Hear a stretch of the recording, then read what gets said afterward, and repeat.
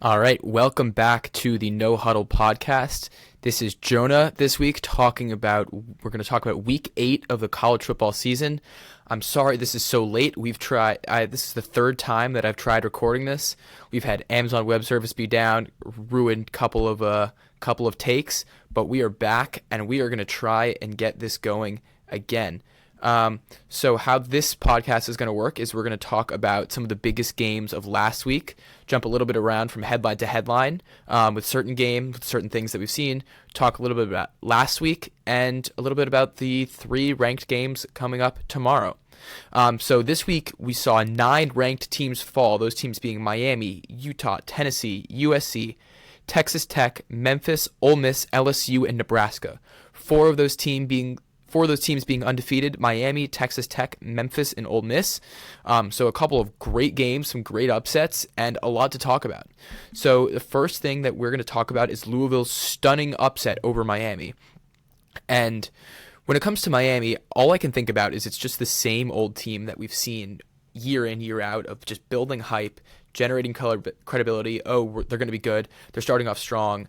And they just always can't seem to get it done. It's almost the story of Mario Cristobal. He's basically just another version of James Franklin if people cared about the ACC or the Pac-12 when he was at Oregon.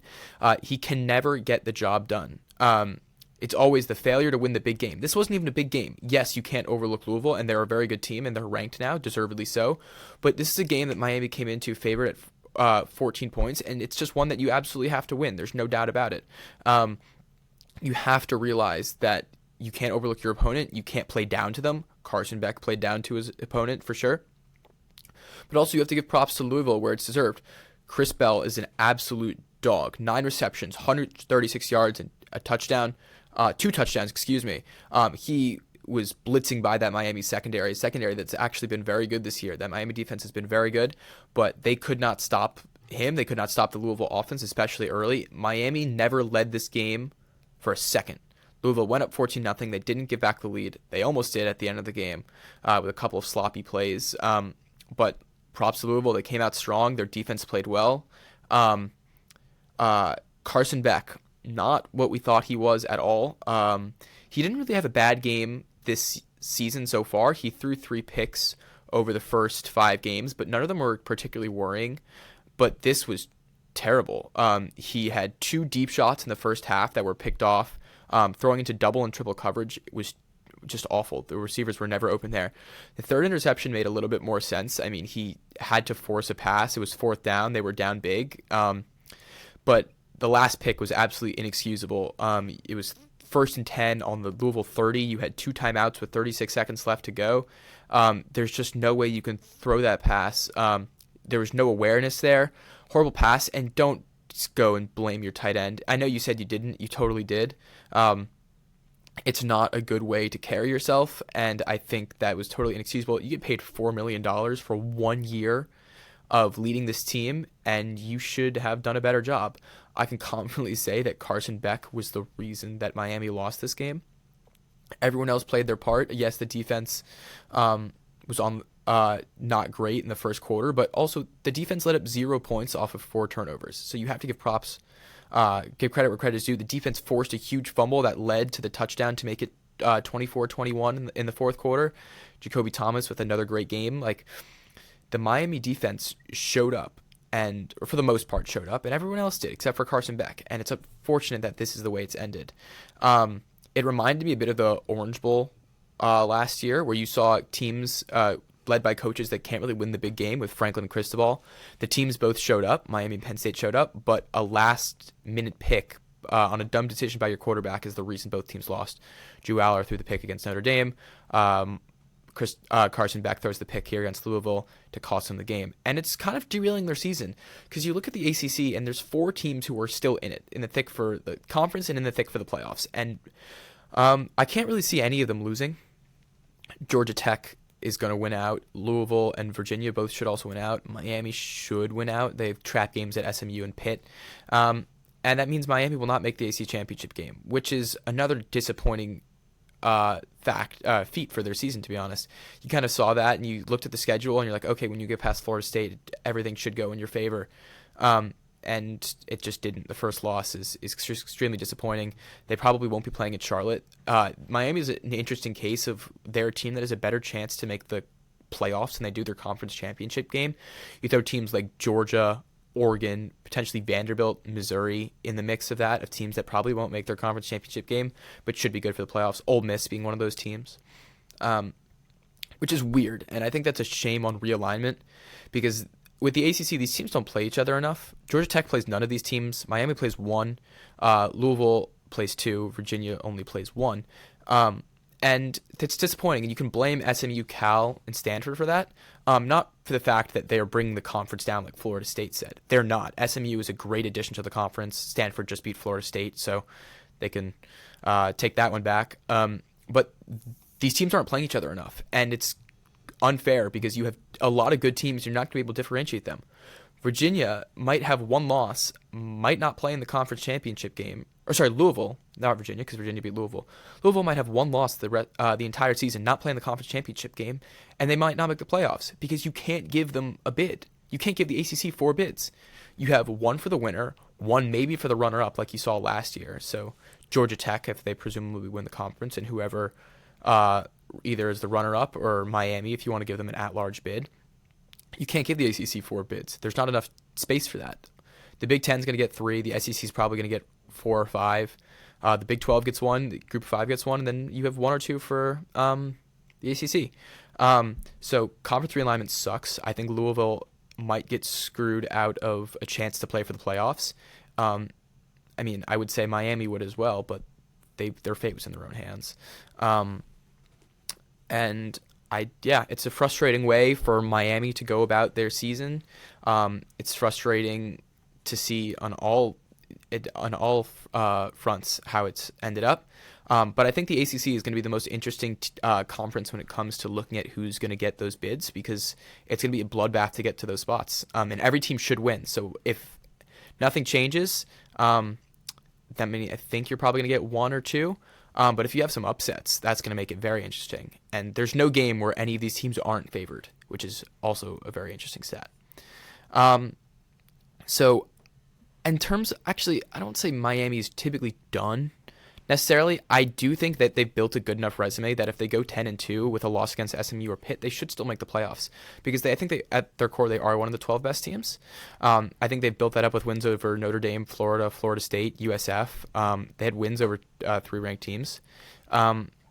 And I think that you have to value that. Florida State as well. I forgot to throw that in the mix. They were ranked at the time. You have to respect that. They've built up a way better resume than last year. Last year, I totally understand not putting them in at 10-2. They totally crapped their pants there. But now I think they're a much better team, and you have to give them that respect. So Miami, disappointing. Won't make the ACC championship game unless something crazy happens, but they should still be fine for the playoffs. So unless Carson Beck pulls another Carson Beck from last week, Miami should be okay. All right.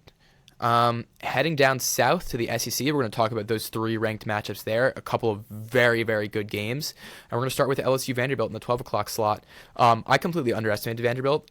They had one test, really, and they hung in with Alabama for a while, but Alabama pulled away at the end. I know 16 points wasn't exactly representative of how the game went, but Vanderbilt with an absolute dominant showing. They controlled the game from the start. Diego Pavia is without a doubt in the Heisman talks. I think he's one of the 4. I think that his running game showed who he is. He's basically Cam Scatterbo as a college quarterback. That same mindset, the same mentality, the same physicality as well. I think they looked great. Eli Stowers and Cedric Alexander looked great as well. And even with Whitweeks out and Westweek stepping in, I thought that who played a very good game. I thought that Vanderbilt had a great offense going. They were able to slow down the LSU offense. LSU was second and goal from the 1 and had to settle for a field goal at some point. And I think that just goes to show you how the new mindset of Vanderbilt. They are a gritty, tough team. They're not the doormat that the SEC used to be. I think that's a huge perk of NIL, is it really balances out the playing field. You don't have Alabama and Georgia paying players under the table anymore, and they look like a really, really good team. I think that they're in the driver's seat to make the playoffs. Could they host a game? Probably not, but it would be really interesting to see how that plays out. Without it, they have 3 ranked games left. If they win all 3 of them, then they probably should host a game. But I think a 10-2 Vanderbilt also makes the college football playoff. I think they have a good resume. They've won games in the SEC, and that's all you need to do, really. They hung in with Alabama, who I think is the best team in the country, and I think that they deserve a shot to play for the playoffs. With LSU, I don't really know what's wrong with them. I don't think Brian Kelly was ever really the right fit to coach for them. I think that he's just not good enough for the SEC, to be completely honest. He's better at Notre Dame, where they can pick and choose their schedule. They don't have conference opponents to play. And look, in all reality, LSU is going to go 7-5 this year, and they're not a 7-5 team. If they played in the ACC, they'd probably go 10-2, maybe. But that goes to show you how difficult the SEC is, because they still have, I believe, Bama, Oklahoma, and A&M left on their schedule. 75% chance they don't win any of those games. And what are you going to do? I mean, they play A&M this week, so that'll be a real gut check for them to see if they're a good enough team, if Brian Kelly is good enough for LSU, if he's good enough for the SEC. I don't fault them for going 7-5, but in the same way that Hugh Freeze is probably going to get fired at the end of this year, you have to win some of these games. These are big games that you're losing to Ole Miss. Now, when you're not even favored against Vanderbilt, like, you're not where you used to be at all. They can't win the big game. They lost against USC last year. They're going to lose another 3 games this year probably. But what do you do with Brian Kelly? He's a great recruiter, but he just can't seem to win big games ever. I don't know. I guess you have to keep him around for another year or 2. But he really should be fired. I mean, if he wasn't signed to such a massive contract, I would fire him. I don't know who you bring in.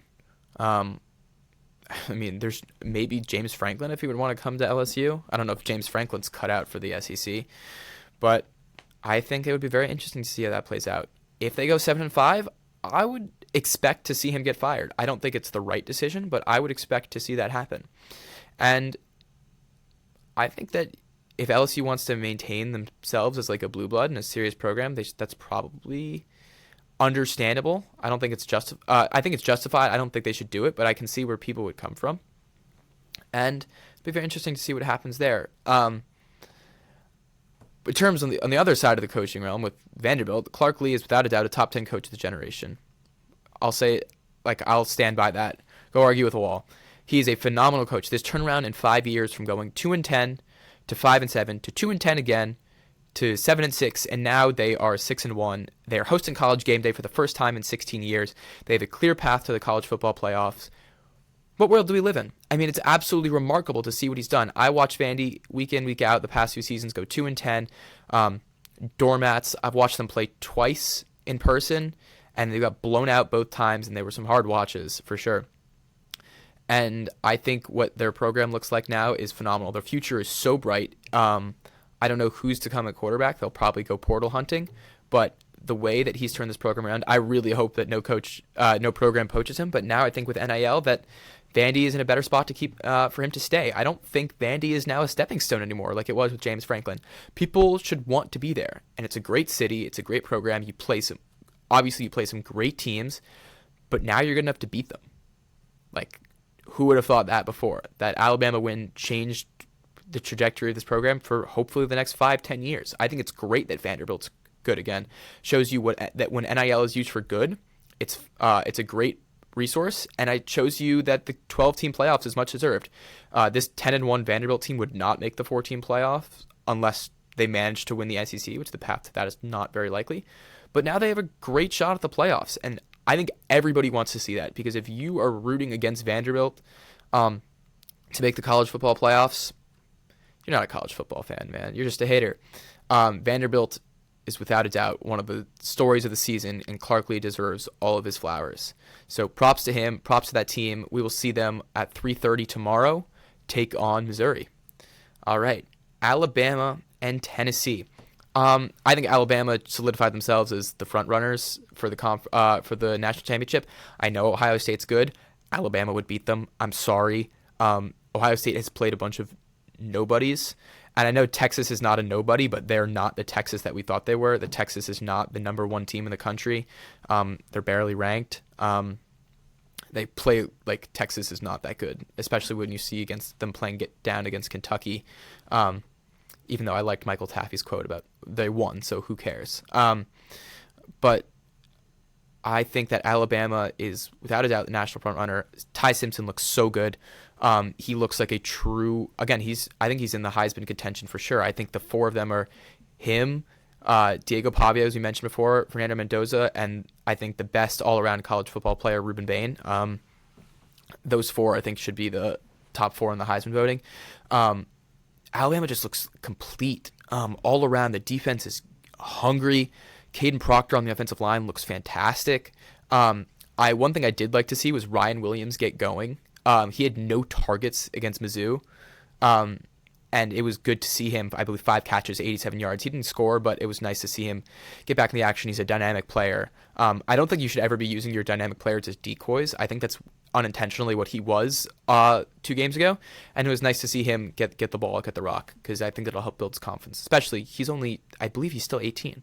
So, yeah, he's still a young kid, and he will still have a great future. Tennessee isn't exactly what I thought they were. Yes, they won. The game was 17, but the scoreline didn't really indicate that. It was just one play that changed the game, the 14-point swing of the pick six on the 1-yard line. Joey Aguilar, you cannot make that decision. That play, I think, is the most telegraphed and predictable play in football when you're in like a 1-yard, a 4th and 1, or like 3rd and 1 on the goal line or whatever it is. You have the play action pass and then the tight end flat. They did have another guy running to the back of the end zone, but that's the only real read is the tight end flat, and Xavier Brown made a great play to pick it off, but it's so predictable. If you have a good enough football IQ, you can see that coming, and he picked it up, made a great play. But Joey Aguilar, you have to read the situation. You can't just make blind throw, not a blind throw, but we all knew where that pass was going. Everybody knew where that pass was going. So you just can't make that play in any circumstance. But props to Xavier Brown, 99 yards to the house as time expired, made it 23-7.5, and put the Tide up for good. The SEC, I think the SEC runs through that team. The SEC runs through Tuscaloosa. They haven't lost a game in conference play. I don't think they will. Their schedule isn't that difficult going out. Even with another loss, their resume is still top tier, and they should still host a playoff game. They are a top 2 team in the country. I think they're the number 1 team in the country. Obviously, you can't rank them number 1 because Ohio State hasn't done anything to fall. But I think that Alabama will be lifting the national championship at the end of the day. And Tennessee, I think their season's over. They now have 2 losses, and they need to run the table to win to have a chance at the playoffs. They play both Vanderbilt and Oklahoma. Both those games are at Neyland, but I think they lose both those games because I think John Mateer is a great quarterback, and I think Vanderbilt's the real deal. It's crazy to say that Vanderbilt's going to come into Neyland as a favorite, which I assume they would if everything goes to plan for the rest of the season. I know they still have Texas to play. But I don't think Tennessee's going to win this game. Their season's over. A disappointing end for Josh Heupel this season. They should have won the Georgia game. That was a total meltdown.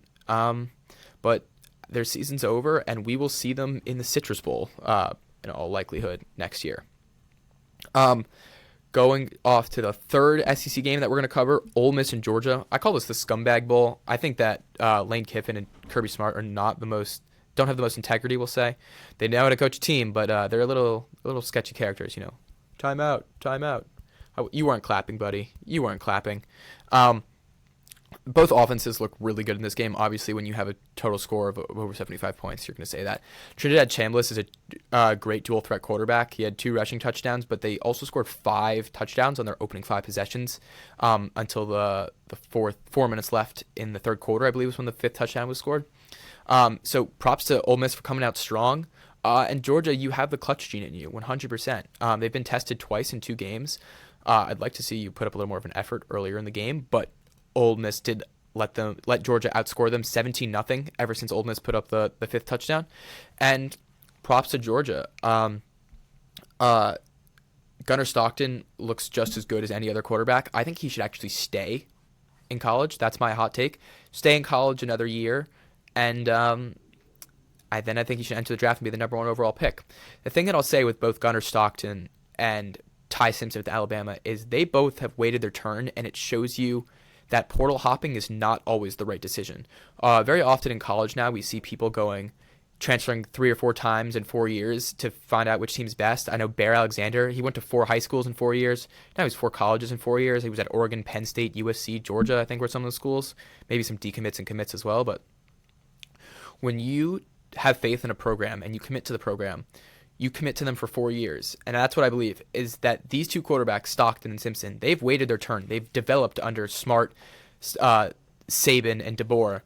And it goes to show you that these coaches know how to develop their players. You can't expect a freshman to hop in and have starter playing time. And I think both these players really understand that, and they're reaping the rewards of development. And they're both going to be very high draft picks in this draft and the following draft in 2027.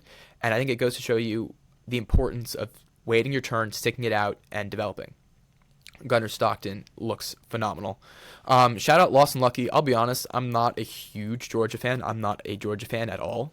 So I've seen some of their games. I actually hadn't heard of Lawson Lucky, but he caught 3 touchdowns for them on 5 receptions. So got to give it up for Lawson Lucky. Props to you, man. Anytime you have 3 touchdowns in a top 10 game, you definitely deserve your flowers. I think Georgia definitely has the championship gene, as I said. Down multiple scores against an Ole Miss team that wasn't looking to give up anything. That's a sign of a good team. It's a championship gene. We know Kirby Smart has the championship gene. He has 2 national championships with them. But this team looks like they could do it. I don't think they will, because I think there are a couple of teams that are still better than them, but they wouldn't surprise me if Georgia makes a deep run at all. Ole Miss, I would be kicking yourself for losing this game, but only for like a few days. Well, today's Friday, so I would get over it because they have Oklahoma this weekend in a huge game, but it's disappointing that they lost this game. I wouldn't sweat it too much. They can still lose another game and they'll be fine because they're a good enough team to make the playoffs. They have the ability to win out as well. I mean, playing at Oklahoma is very difficult, which is what they're going to do this week. But after that, their schedule gets very easy, and I think a 10-2 Ole Miss team also makes the playoffs. That's what I was saying before, is the SEC is going to take up so many spots. Like, when the whole conversation with the ACC, can you give them 3 teams? No, absolutely not. 10-2 teams, Ole Miss, Vanderbilt, potentially Missouri, Georgia. They have 1 loss, but Tennessee has 2 losses. Like, there's a lot of really good teams, and Texas as well, Oklahoma. I mean, like, the SEC could have 8 spots, and I wouldn't bat an eyelash. Like, they deserve them. Some of these teams are really, really good, and I can see a lot of them making the playoffs, Ole Miss included. All right. The last game that we're going to cover specifically before we do some jumping around is USC Notre Dame. And this game really pains me as a college football fan because Notre Dame has now basically solidified their spot in the playoffs, which is so annoying. But it's going to happen. They're going to go 10-2 unless Pitt or Navy pulls off an upset. Notre Dame travels to Pitt, but Navy travels to South Bend. And they probably are a top 12 team, but it's annoying that they're able to get in. They lost 2 ranked games, 2 of their 3 big games, and they don't really play anyone else. They saved their season right here. Marcus Freeman 100% with a great win, a statement win, and I think that Notre Dame is going to squeak in. They're probably good enough, but they don't deserve it at all. You can't just schedule cupcakes, lose your big games, and still get in just because they don't play in a conference or have a conference championship. I hope that they're the 11th seed and get absolutely blasted by whichever top SEC team is number 6. Could probably be Ole Miss or Alabama or A&M or any one of those teams. But they're going to make the playoffs. Jeremiyah Love, we knew he was the best running back in the nation coming into the season. He absolutely took over in the last game, over 200 yards and a touchdown. Him paired along with Jadarian Price looks very, very strong, the two of them. And I think that this game was frustrating for both teams, really, because both of them threw 1 picks on the 1 yard line. It was the second and third time this week. So Joey Aguilar did it, Jade Mayava did it, and CJ Carr did as well, which is honestly kind of baffling to see that it happened twice in one game. 3 Malcolm Butlers in a week for ranked teams is absolutely shocking. But so CJ Carr looks good. Obviously, you can't throw that pick. Same with Jade Mayava, 3 touchdowns, I believe, and 2 interceptions. I'll get fact-checked by someone for sure. But he looked good, not great. I think USC season is also over. They have to travel to. They already have 2 losses to Illinois, now Notre Dame. They have to travel to Autzen in November. I don't think they can win there. It's very difficult to play there, but who knows? They could. They might be able to. I mean, they also could lose to UCLA. Jerry Neuheisel. He could do anything in the college football world. I remember Signetti said that they're treating it as a 3-0 team, which is a totally fair statement. So they could lose to UCLA, they could lose to Oregon, and they won't make the playoffs. But if they go 10-2, maybe they have a chance. Who knows? 4 spots for the Big Ten. Now we're pushing it a little bit. I don't think USC has that type of credibility. They also have a game against Nebraska upcoming, and even though Nebraska lost, so rest in peace to the Matt Rule to Penn State rumors for now. I still think Nebraska's a good team, and it's a difficult place to play. So I think that it'll be difficult for USC to run the table, and they definitely need to do that. Yeah, I think that another thing that's come out of this is it's painful that Notre Dame is still able to not play in a conference. They're just too good. They have so many perks. They can schedule whoever they want, and they have don't have any revenue issues. It's surprising that they don't use the portal more. I know Marcus Freeman says he likes to minor in the portal and not major in it, but I don't really know why. I mean, you have all of these funds that come in. You don't have to split. You made it to the national championship last year. I mean, I think there was over $40 million in prize money that comes in. Like, if I'm the ACC, I'm willing to do whatever it takes to get them in, because the Miami, Notre Dame, I guess not Florida State, Louisville, Virginia, Georgia Tech, that could be a decent conference. And I think that could rival a conference like the Big Ten in terms of depth, potentially, if you were able to bring them in. Absolutely. Especially Clemson will be back off here. SMU as well looks very good under Rhett Lashley. So I would do whatever it takes to get Notre Dame in. Notre Dame has no incentive, and if I were Notre Dame, I would just tell them to buzz off. Because why would you? You have everything going for you. So Notre Dame's going to squeak in at 10-2 this year. Next year they play Miami and Florida State, so hopefully those 2 teams can bury Notre Dame and just prove to them that you need some credibility to get into the playoffs. But I don't know. I don't know what's going to happen with them. They could go in and make a deep run and just prove everybody wrong, and that honestly wouldn't surprise me either, because I think that they are a much better team than Miami and A&M saw them. But yeah, I really don't know what to think of them, and I hope they get absolutely destroyed by whichever team faces them in the playoffs. All right, so now what we're going to do is kind of bounce around onto other headlines from the week. Notable things that we saw, like Texas Tech losing to Arizona State. I wouldn't sweat this game at all. If I was a Texas Tech fan, you came in with Will Hammond, who's a backup quarterback. Arizona State is still, in my opinion, a ranked team. They were 4-2 at the time, so I believe this was their 5th win. It's clear that they're still a good team, and you can't, like, Sam Leavitt is at the helm, is still a very good quarterback, and I think that Kenny Dillingham is still doing a great job. So I don't really fault anything there. I didn't expect much from this game. It was a very predictable upset. The Big 12 is also going to be very interesting with how it all plays out. I mean, you have teams like BYU who are very good. Arizona State's still good. And BYU and Texas Tech, I believe, play this week. Yeah, BYU travels to Texas Tech, to Lubbock, and that's a season-defining game for Texas Tech. They had it all going for them, but now they definitely have to win out if they want a shot at the playoffs. And I think a win over BYU, who looks just as good, will definitely help. Speaking of BYU, the Holy War is absolutely phenomenal. I didn't really appreciate how good of a rivalry this is, but for so many reasons. First of all, both stadiums, it's so gorgeous to look at with the mountains in the background.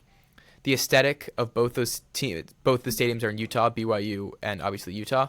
Mountain backdrops is amazing when it starts to hit night. The BYU stadium was rocking.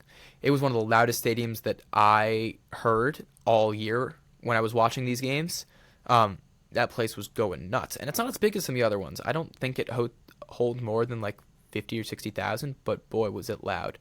And also, I have to say, the Color Rush is making me feel like a 5th grader again, just watching Thursday Night Football, like on like some random October. It reminds me of like the Buccaneers red on red, or the Seattle Seahawks green on green. So not Boise State, BYU wore blue on blue. Utah as the visiting team wore red on red, and it looks so good. The colors pop, and it really shows that it's like a cool, like fun, like up and coming rivalry. And I think that both of these teams are very exciting. I know Utah now has their second loss. BYU is the clear front runner for the Big 12 spot, and who can blame them? But we also thought of them like that last year, and they had a crashed out and didn't quite complete the job. So it'll be very interesting to see how the Big 12 plays out. But the Holy War, chef's kiss rivalry. The AAC will likely take the last Group of 5 spot. Last year was the Mountain West. This year, without it, at the AAC. After Memphis's loss against UAB in a shocking upset, they have to run the table to get into the to get a shot at the conference championship. The good news for Memphis is they play the other 3 competitive teams of Tulane, USF, and Navy. Memphis hosts USF this week, so that's their gut check. We'll find very quickly if their season is over or not. USF and Tulane both have losses to big Power 4 schools of Miami and Ole Miss. Navy is still undefeated, but will probably suffer a loss to Notre Dame on the road later in the season. So with Memphis, their fate is still in their hands. It'll be very interesting to see how it plays out. We'll know this week. We'll know tomorrow. So the AAC, a lot of interesting headlines to look out for to see who's going to get into the conference championship to play for a spot in the playoffs. All right. Now we're going to talk a little bit about last week's topics and see how they've carried over into this week. So last week I said that win or lose, Florida was going to fire Billy Napier. They beat Mississippi State. Billy Napier doesn't have a job, so we'll call that a win for the No Huddle podcast in terms of reporting, even though it was kind of common knowledge. I think Coach O is the best replacement for him. He loves the SEC, great personality, great recruiter. Can hopefully get, not hopefully, because I would rather see them go to the U, but can probably get some Florida recruits back going to Florida instead of the U and elsewhere in the SEC.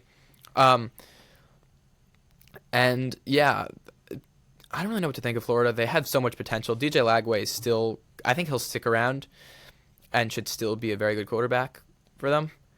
But it'll be interesting to see what the new coach does with him. They have a ton of resources. They gave Billy Napier everything. It's a shame it didn't work out because he had all of the NIL resources, a ton of the funding, and it's kind of disappointing, really, but he'll go find an offensive coordinator job somewhere. He was too stingy with play calling, and he couldn't really manage the entire team and also calling plays. So got a little too big for his britches there, and he suffered the consequences. Mike Norvell should be fired. He won't, and Florida State put out a statement that he won't get fired. A loss to Stanford without their quarterback, running back, and wide receiver. You're a terrible coach. Sorry, you should have been left there in Palo Alto. I believe it's Palo Alto. And it's inexcusable, really, because you have talent on your team, but it's already coming out that he's lost the locker room. They haven't won any of their last 10 conference games or 12 conference games, something like that. And yeah, you're not a good coach. You've lost the room. You thought Franklin should have been fired after 3 losses. Tried 2-10 last year and 3-4 this year. It's just completely inexcusable. I think it's clear, though, that everybody in Florida State knows that he's going to lose his job at the end of the season, and it'll be interesting to see if he gets another one. I know his brother just got fired from Colorado State, but it'll be interesting to see what they do with this job, with this hole. There's a couple of interesting names out there, but Florida State is not that attractive of a job anymore, and it'll be interesting to see what happens. All right. Last week's picks. We're going to just rate the picks that I had last week. USC covered 10.5. I know when I filmed, I had them at 9.5. The book closed them at 10.5, so I'm going to call that a win. Georgia Tech covered 1.5, and their win over Duke, 27-18. LSU didn't cover 2.5, as we talked about earlier. Vanderbilt beating them 31-24. So Vanderbilt by 7. Tennessee did not cover the 8.5. They would have if they hadn't thrown a pick and thrown a touchdown instead. But they lost by 17. Ole Miss didn't cover 7.5. They lost by 8, so just barely missed. I don't fault myself for that. It's a decent pick. Great line from Vegas. A&M didn't cover 7.5, but I have my excuse. If you listen to last week's podcast, if you haven't listened to last week's podcast, go listen to last week's podcast.